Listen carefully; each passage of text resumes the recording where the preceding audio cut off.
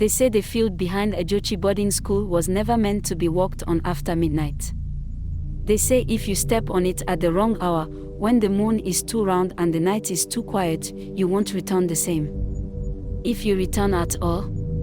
14-year-old Tami Otache didn't believe in such stories. Not when they came from the girls in SS3 who made up ghost tales to scare juniors into cleaning their bunks. But that night, a Thursday, just past midnight, Tami woke up barefoot, cold, and lying right in the center of the school football field. She sat up slowly, confused.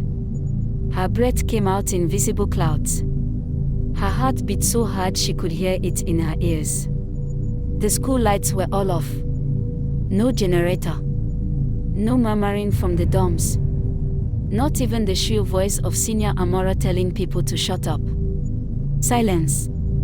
She tried to stand, but the ground beneath her felt soft, like ash.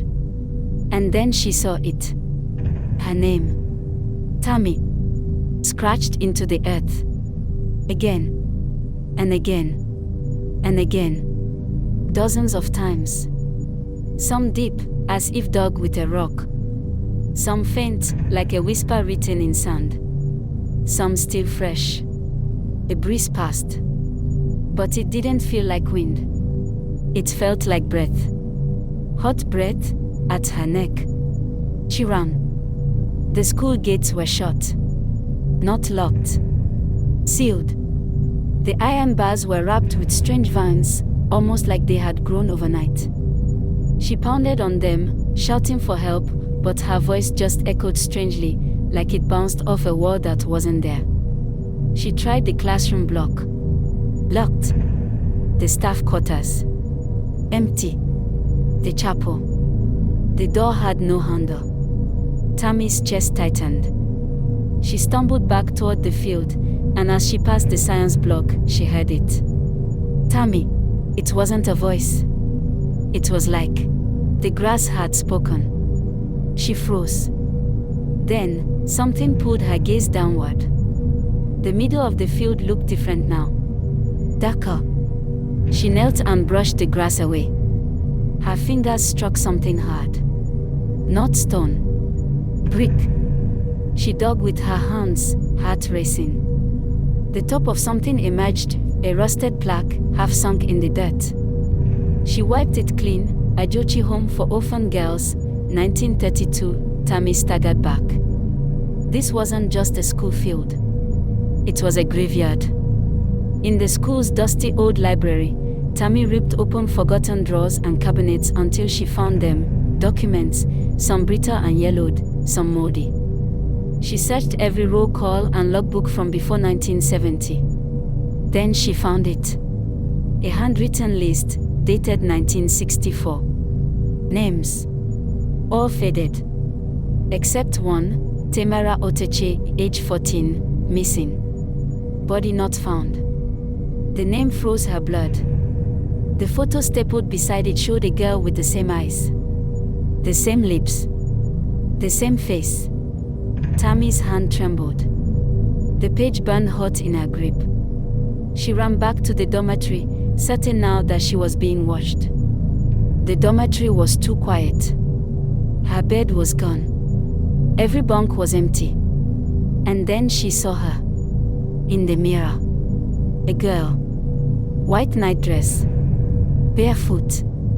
Standing behind her. Tami spun around. No one. She turned back. The reflection remained. The girl looked just like her. But older. Pale. Tamara. The mirror cracked.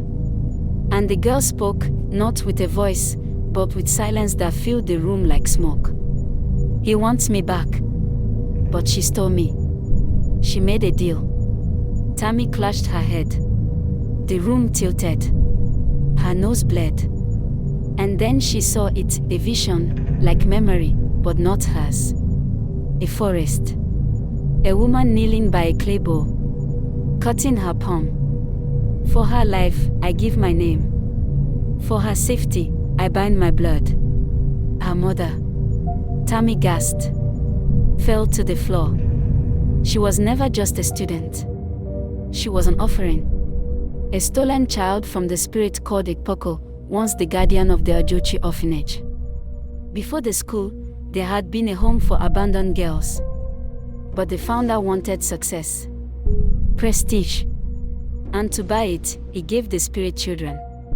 Tamara was the last. But she escaped. Because a woman, Tami's mother, made a deal to reincarnate her into her womb. Ikpoko had waited. Patient. Silent. But now she was 14 again.